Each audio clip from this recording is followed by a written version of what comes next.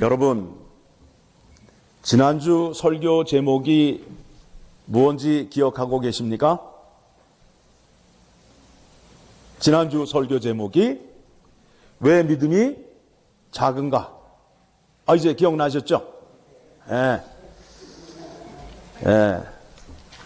이번 주 설교 제목은 내 믿음이 크도다. 그러니까 지난주는 왜 작은가? 이번 주는 왜 큰가를 알게 되면 그거구나 라는 것을 쉽게 알 수 있게 됩니다. 자, 믿음이라는 것은 하나님을 아는 건데, 하나님의 계시, 하나님께서 말씀하시고 하셨던 일, 하시는 일, 하시려는 일을 알고 믿는 것을 믿음이라고 말씀드렸습니다. 지난주 설교 말씀 가운데에 제자들이 예수님에게 질책을 받았어요.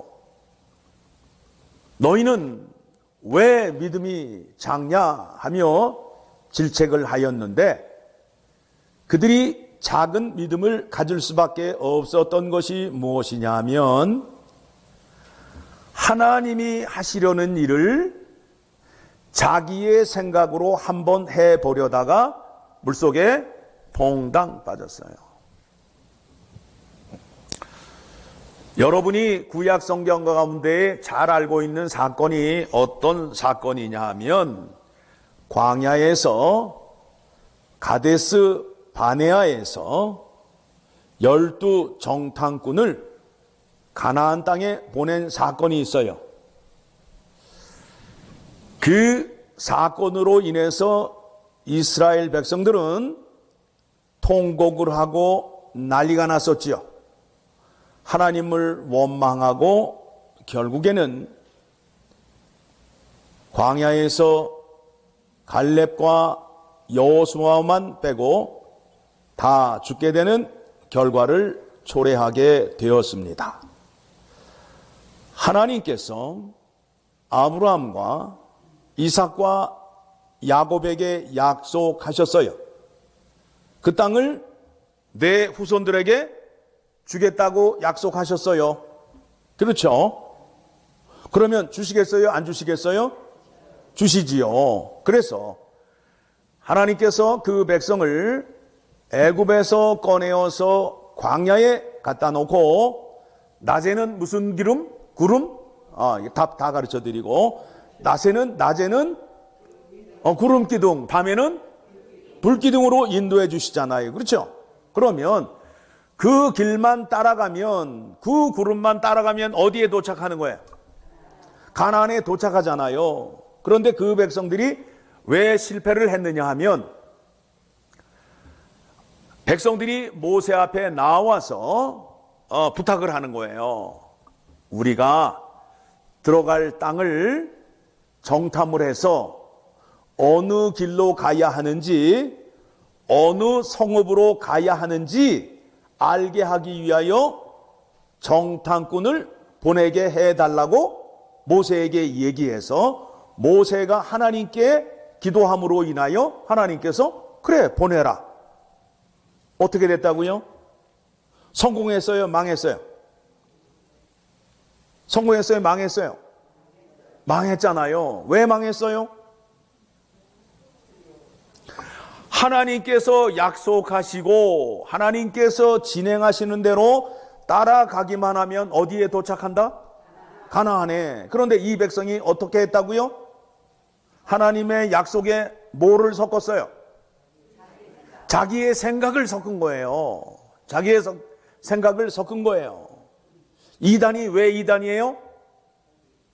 하나님의 말씀에 사람의 생각을 섞어서 이단이 되는 거예요. 이단은 처음부터 이단이 아니에요. 우리의 작은 믿음이 왜 믿음이 작아진다고요? 하나님이 하시려는 일에 내 생각이 들어가게 되면 안 된다는 거예요.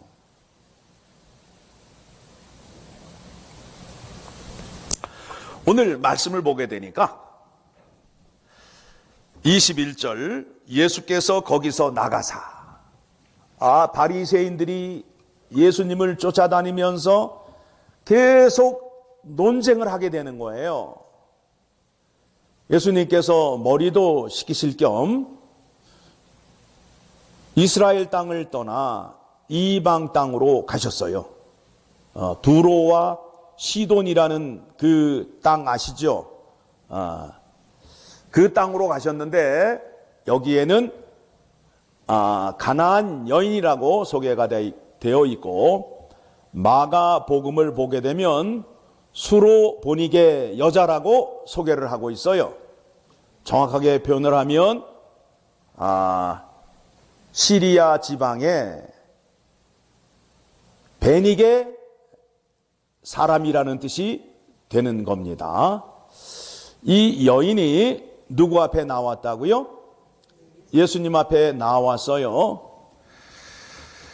자, 22절 가나안 여자라고 소개하는 이유는 무엇이냐 하면, 가나안 사람들은 원래 이스라엘 땅에 살고 있었던 사람들인데, 이스라엘 백성들이 들어와서 그 땅을 점령하고 쫓겨나가서 해변가에 사는 사람들이에요. 그래서 가나안 사람이라고 표현을 하고 있습니다. 그 지경에 나와서 소리질러 이르되, 조용히 얘기한 게 아니라 소리를 질렀어요. 뭐라고요? 주 다윗의 자손이요, 나를 불쌍히 여기소서. 내 딸이 흉악하게 귀신이 들렸나이다 하되, 이 말을 했더니 예수님은 대답을 하지 않으시고, 제자들은 그 소리를 듣고 뭐라 그래요? 예수님, 저 여인이 따라오면서 귀찮게 합니다. 빨리 돌려 보내세요 라고 부탁을 하고 있어요.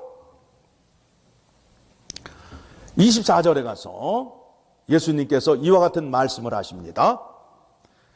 나는 이스라엘 집에 잃어버린 양 외에는 다른 데로 보내심을 받지 아니하였노라 하시니, 여자가 와서 예수께 절하며 이르되 주여 저를 도우소서. 무슨 말씀이냐 하면, 하나님께서 새 언약을 맺은 이스라엘 백성들에게 먼저 구원의 은혜를 허락하시고, 그 백성들이 은혜를 충만히 받은 후에 그 백성들을 통해서 이방 나라의 하나님 나라의 복음을 전하시기로 계획을 세웠어요. 그런데 이스라엘 사람들이 하나님 십자가의 복음을 받아들였습니까? 안 받아들였습니까? 안 받아들였어요. 그러니까 먼저 이스라엘 백성들과 약속을 하였기 때문에 예수님께서 새 언약을 누구에게 먼저 주어야 된다고요? 이스라엘 사람, 이방 사람? 이스라엘 사람에게 먼저 주어야 된다는 거예요. 그래서 예수님께서 뭐라고 말씀하셔요? 나는 이스라엘 집에 잃어버린 양 외에는 다른 데로 보내심을 받지 아니하였노라 라고 말씀하신 거예요. 하나님께서 이스라엘 백성들을 택하셨을 때에 출애굽기 19장 4절 이하의 말씀을 보게 되면, 내가 너희를 택하여서 제사장 나라와 거룩한 민족으로 삼아서 이방 나라에 하나님의 뜻을 알리기 위함이라고 말씀하고 있잖아요. 그렇죠? 그러니까 이스라엘 백성을 통해서 하나님 나라의 십자가의 복음을 전하기로 작정을 하시고 예수 그리스도를 이 땅에 보내셨는데, 결과적으로는 이스라엘 백성들은 예수 그리스도의 십자가의 복음을 받아들이지 않았어요. 그분이 십자가에 죽고 부활한 것을 보고도 받아들이지 않았어요. 그 말씀을 지금 하고 있는 겁니다. 그러면서 대답하여 이르시되 26절 예수님께서 말씀하시는 겁니다. 자녀의 떡을 취하여 개들에게 던짐이 마땅하지 아니하니라. 이스라엘 자녀들에게 생명의 떡을 주러 왔다는 거예요. 그러니까 이스라엘 백성들에게 생명의 떡을 주어야 하는데 이 떡을 떼어서 개에게 줄 수 없다는 거예요. 그러니까 좀 심한 표현이 되는 거죠. 그렇죠? 예. 그러니까 이 여인이 뭐라고 그래요? 27절에 여자가 이르되 주여 올소이다마는 맞다 이거예요. 그 말이 맞다는 거예요. 그러면서 개들도 제 주인의 상에서 떨어지는 부스러기를 먹나이다 하니 나에게도 그 하나님 나라의 십자가의 복음을 달라고 하는데 자기를 뭘로 표현을 했어요? 개로 표현을 했다고요. 부스러기라도 나에게 주시옵소서 하는 마음을 갖게 된 거예요. 그래서 28절에 이에 예수께서 대답하여 이르시되 여자여 내 믿음이 크도다. 내 소원대로 되리라 하시니 그때로부터 그의 딸이 나으니라. 아니 주님 앞에 나아가서 상에서 떨어지는 부스러기라도 주세요라고 했더니 예수님이 뭐라고 그러셔요? 내 믿음이 크도다 라고 말씀하고 있어요. 그렇게 하기만 하면 믿음이 커지는 건가요? 그렇지 않겠지요. 이 여인은 하나님을 알고 있는 믿음이 있었어요. 아까도 말씀드렸듯이 믿음은 하나님이 약속하시고 이루신 일, 이루시고 있는 일, 이루시려 하시는 일을 믿는 것을 믿음이라고 말씀하고 있습니다. 이 말씀이 어디에 나오느냐 하면 이사야서 9장의 말씀을 보게 되면 이사야서 9장의 말씀을 보게 되면 9장 2절의 말씀을 보게 되면 이와 같은 말씀이 나오게 됩니다.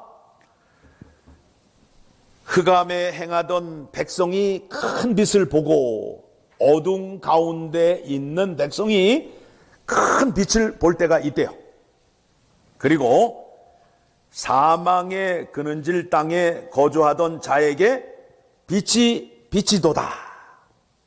이 말씀이 무슨 말씀이냐 하면 이제 그 흑암과 어둠의 땅에 예수 그리스도를 보내심으로 인하여 이방 땅에 빛을 비춰줌으로 인하여 이방 사람들도 구원의 은혜에 동참하게 된다라는 말씀을 하나님께서 이사야를 통해서 말씀하셨는데 이 여인이 이 말씀을 들고 나아간 거예요.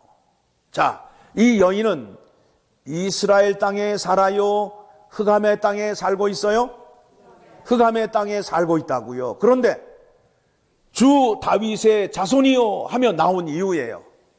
그 이유가 바로 여기에 있는 거예요. 그래서 3절을 보게 되니까 주께서 이 나라를 창성하게 하시며 그 즐거움을 더하게 하셨으므로 그 나라에 들어가게 되면 즐거움이 날마다 더하고 그 다음에 그 나라는 창성한 나라라는 것을 말씀하면서 그 즐거움이 추수하는 즐거움과 탈취물을 나눌 때의 즐거움과 같이. 자, 추수할 때 기뻐요? 안 기뻐요? 예, 우리 이제 비즈니스 하니까 비즈니스 딱 마감치고 돈통에 돈을 세는데 100불짜리가 이만큼 있어.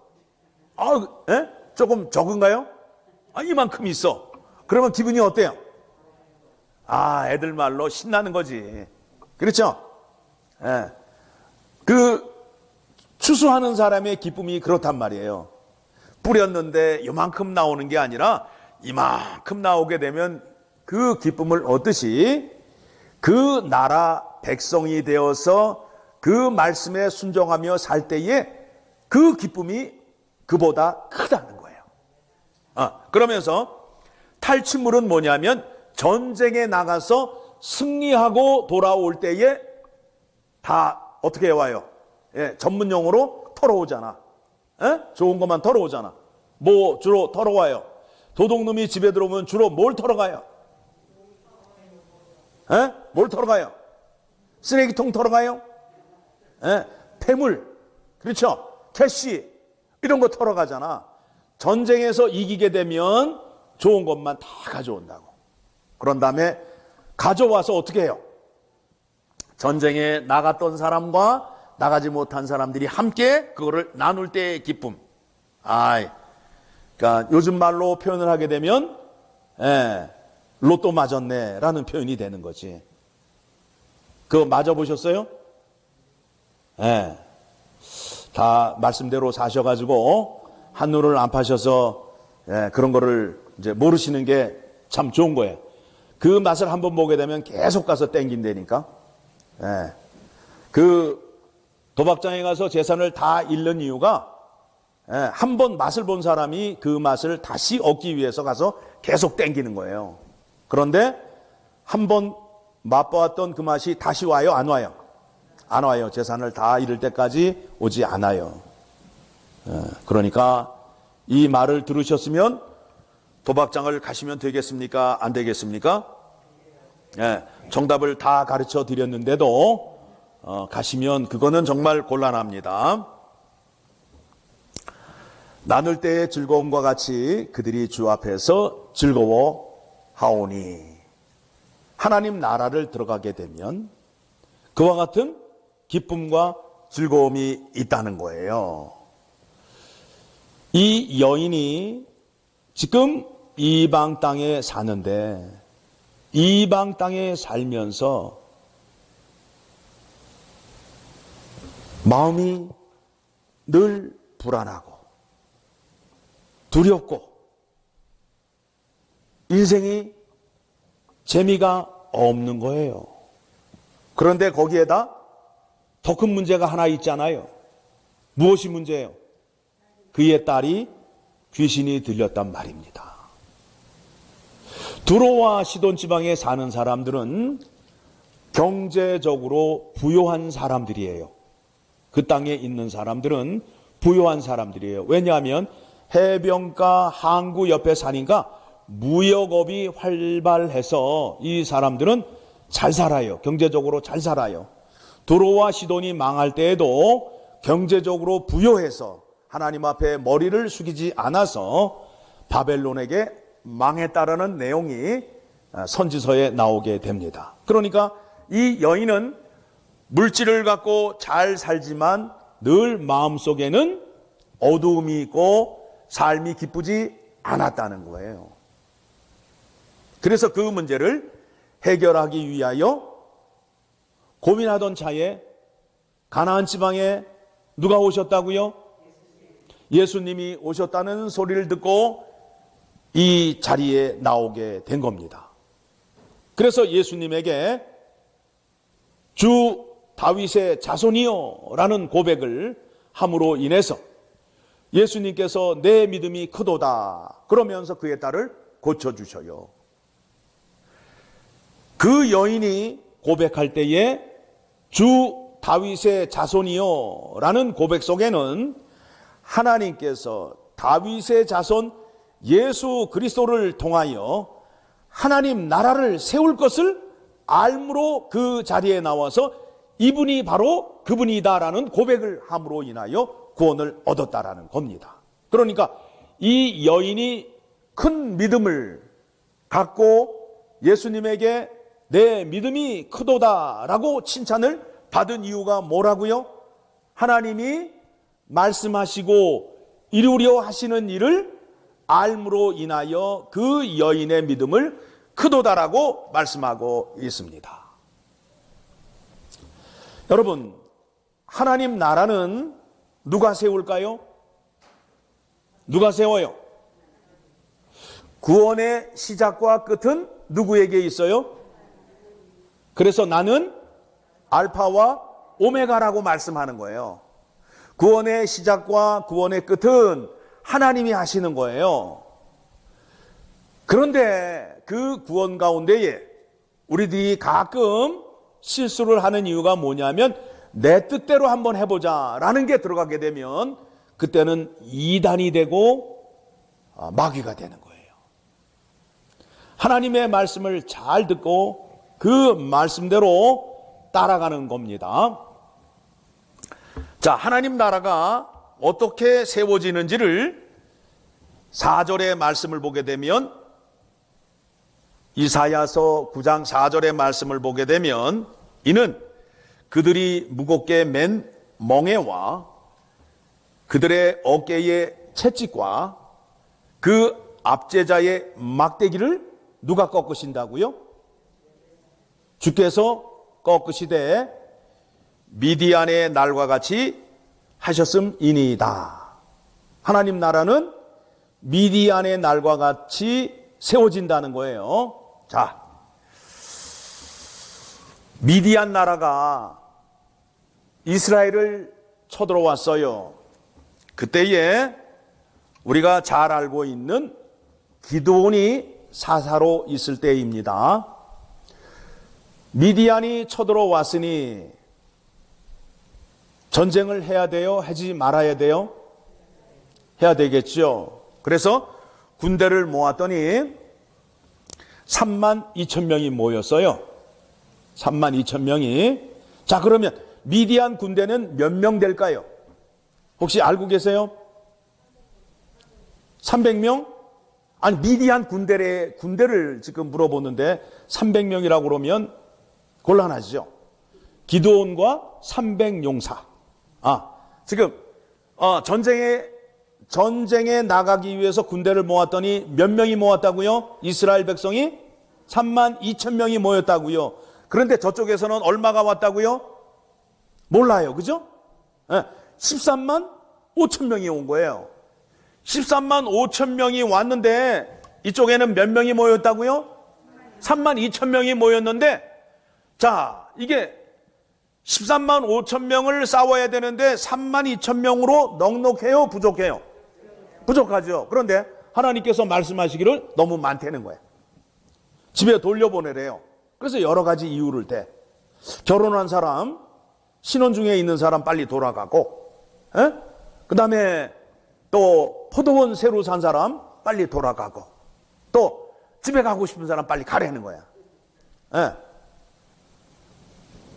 그렇게 해서 돌려보내서 몇 명이 남았어요? 300명 남았잖아요. 300명. 그 중간의 얘기는 제가 다음에 또 다시 말씀을 드리고, 300명이 남았어요. 자, 그러면 3만 2천 명이 모였는데 왜 300명만 가지고 전쟁에 나아갈까요? 하나님이 말씀을 하셔요.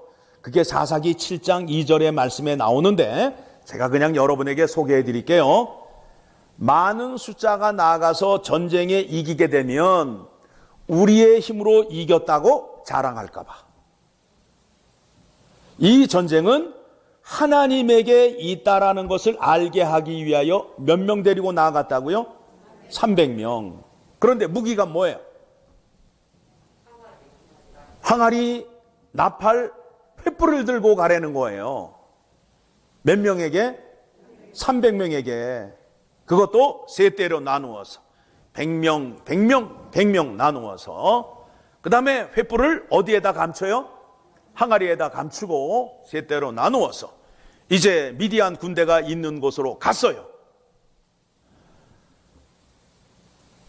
근무자가 교대를 할 그때에 항아리를 깨트린 거예요. 나팔을 불면서 항아리를 깨트렸더니 300명이 동시에 나팔을 부니까 나팔 소리가 얼마나 크겠어요? 나팔 소리와 함께 항아리 깨지는 소리 들어보셨어요? 엄청날 거예요. 그 소리가. 그것도 한 명이 아니라 300명이, 그리고 나팔을 불면서 소리를 지르는 거예요. 여호와와 기드온의 칼이라 하고 외치는 거예요. 300명이 한밤중에. 그러니까 미디안 군대가 놀래가지고 지들끼리 칼싸움을 하다가 얼마가 죽었는지 아셔요? 얼마나 죽었을 것 같아요? 몇 명이 나왔다고요? 그 군대가 얼마였다고요? 숫자가 13만 5천 명이었는데 지들끼리 싸워서 몇 명이 죽었을 것 같아요? 에? 한번 찍기 12만 명이 죽었대요. 12만 명이. 그러니까 이쪽에서는 뭐만 했어요? 항아리 깨트리고 왼손에 횃불 들고 오른손으로 나팔 불다가 숨차면 여호와 기드온의 칼이다만 외쳤어. 그랬더니 지들끼리 싸워서 얼마가 죽었다고요? 12만 명이 죽었어. 그럼 이제 얼마가 남았어요? 15,000명이 이제 도망을 가니까 그 싸웠던 곳이 어디냐면 에브라임 산지예요. 그러니까 에브라임 사람들에게 연락을 해서 에브라임 사람들이 뒷곁에 가서 숨었나 안 숨었나 막대기로 툭툭툭툭 치다 보니까 산에서 몰아서 얼로 몰아가게 됐느냐 하면 저쪽에 뭐가 있어요? 요단 강이 있잖아. 요단 강으로 몰아서 그 밑에서 어떻게 됐다고요? 오는 순서대로 죽인 거예요. 그래서 전쟁에 승리를 했어. 하나님 나라가 세워지는데 4절의 말씀을 보게 되니까 미디안의 날과 같이 하셨음이니이다. 하나님께서 악한 자의 막대기를 꺾으시고 그 나라를 세우시는 거예요. 그리고 그 나라의 백성들을 불러 모으시는 거예요. 그래서 우리는 그 나라의 백성이 되었습니까? 안 되었습니까? 되었지요. 자, 그렇다면 이제 그 나라의 백성이 되었는데 지금 여기 가나안 여인의 소원을 보게 되면 그 나라를 들어가게 되면 추수할 때의 즐거움과 탈취물을 나눌 때의 기쁨보다 더 큰 기쁨이 있다고 하는데 우리는 그 나라에 들어와 있는데 그 기쁨을 누리고 있어요? 누리고 있지 못하고 있어요?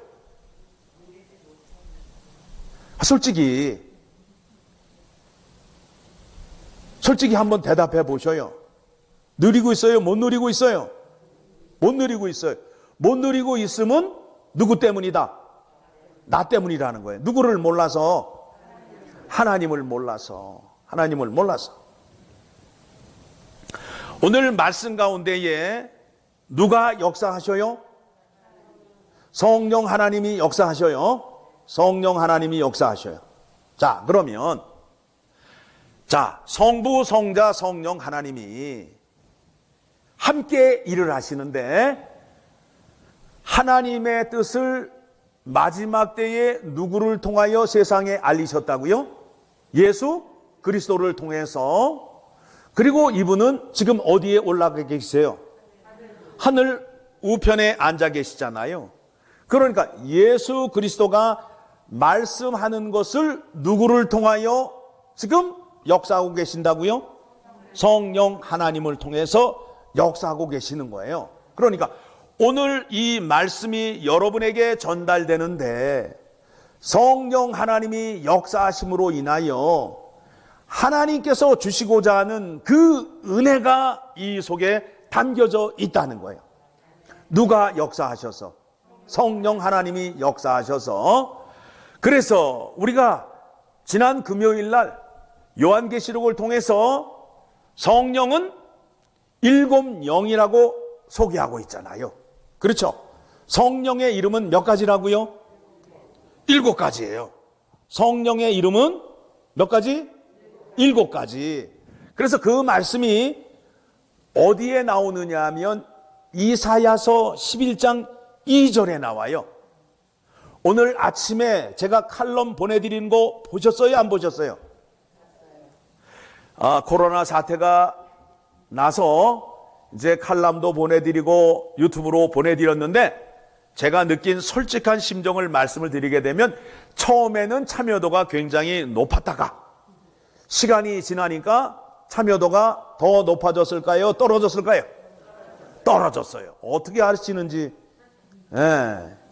참여도가 떨어졌어요. 그리고 요즘 칼럼도 많이 안 보시는 것 같아. 주일 예배 오시기 전에 칼럼을 보고 오시게 되면 설교를 이해하시는데, 들으시는데 더 많은 은혜를 받을 수 있습니다. 자, 그의 위에, 그가 누구를 말할까요? 누구예요? 예수 그리스도 위에, 예수 그리스도 위에. 자, 여호와의 영, 지혜의 영, 총명의 영, 모략의 영, 재능의 영, 지식의 영, 여호와의 경영의 영. 그래서 몇 가지예요? 7가지를 성령 하나님께서 갖고 계시는 거예요. 그러니까 성령 하나님은 그냥 우리에게 말씀을 전할 때 그냥 오늘 말씀이 좋았어. 그냥 가슴이 그냥 뭉클한 게 코끝이 찡하고 눈물이 핑 돌았어. 이게 성령 하나님이 역사하심이라고 주장하시게 되면 그거는 하나님을 잘 모르는 거예요. 성령 하나님은 이름이 7가지 있는데 7가지의 그 역사하심을 우리에게 나타나는 거예요. 첫 번째가 뭐라고요? 여호와의 영을 줌으로 인하여 하나님의 속사정을 통달하신 거예요. 하나님의 속사정을, 하나님의 뜻을 누가 제일 잘 아신다고요? 누가 제일 잘 아신다고요? 성령 하나님이. 그래서 성경은 성령의 감동으로 쓰임을 받음으로 인하여 성경을 읽게 되면 누구를 알 수 있다? 하나님의 깊은 마음을 다 알 수 있게 된다라는 거예요. 그 다음에 두 번째가 뭐예요? 지혜의 영. 하나님의 말씀을 알면 믿음을 사용할 수 있는 지혜를 주신다는 거예요. 세 번째는 총명의 영. 하나님의 말씀을 보고 들었는데 그 말씀을 오래 기억하게 할 수 있는 그 능력을 우리에게 주신다라는 겁니다. 네 번째는 뭐예요? 모략의 영. 그렇죠? 우리에게 모략의 영을 주심으로 인하여 사탄이 와서 우리에게 거짓말을 할 때에 이게 진짜인지 가짜인지를 분별할 수 있는 능력을 우리에게 주신다라는 겁니다. 그 다음에 다섯 번째는 재능의 영이잖아요. 그 말씀을 통하여 능력을 나타낼 수 있는 힘을 우리에게 공급하여 주신다라는 거예요. 여섯 번째, 지식의 영이잖아요. 하나님의 말씀을 배우거나 실천을 통하여 더 큰 믿음이 생기게 해 주는 거예요. 그 다음에 일곱 번째는 뭐라고요? 경외의 영. 그러니까 하나님의 말씀, 하나님의 뜻을 갖고 잘 뜻을 펼칠 수 있도록 우리에게 능력을 공급해 주신단 말이에요. 누가? 성령 하나님이. 그러니까 오늘 이 말씀을 전하는 이때에도 성령 하나님께서 역사하시는데 성령 하나님의 이름이 7가지이듯이 우리에게 이렇게 역사하심으로 인하여 그 말씀을 우리 마음속에 잘 간직하게 할 수도 해 주시고 또 그 말씀을 잘 사용할 수 있게 해 주시고 그 말씀을 듣고 거짓이 우리에게 다가왔을 때 분별할 수 있는 능력도 주시고 이 뜻이 하나님의 뜻인지 뜻이 아닌지도 알게 해 주시고 모든 것을 종합해서 하나님이 원하시는 대로 하나님의 뜻대로 행할 수 있는 자리로 나아가게 해 주신다라는 겁니다. 믿음은 하나님을 아는 거예요. 하나님을 아는 것만큼 하나님 앞에 나아갈 수 있고 하나님께 간구할 수 있어요. 자, 이제 말씀을 정리하게 되면 믿음이 작은 자와 믿음이 큰 자의 차이는 믿음인데 그 믿음이 무엇이냐 하면 하나님이 일을 하시는 것을 그대로 믿고 따라야 되는데 하나님이 하시는데 내가 의심을 갖거나 내가 한번 해보겠다 하게 되면 그 결과는 어떻게 된다고요? 실패의 자리로 간다는 거예요. 그래서 믿음의 첫 번째 요구 조건이 무엇이냐 하면 뭐예요? 순종이라고, 순종. 말씀에 죽기까지 순종하라는 거예요. 그러면 누가 이루신다고요? 하나님이. 그러니까 아니까 하나님을 믿기가 너무 쉽지요. 그렇죠?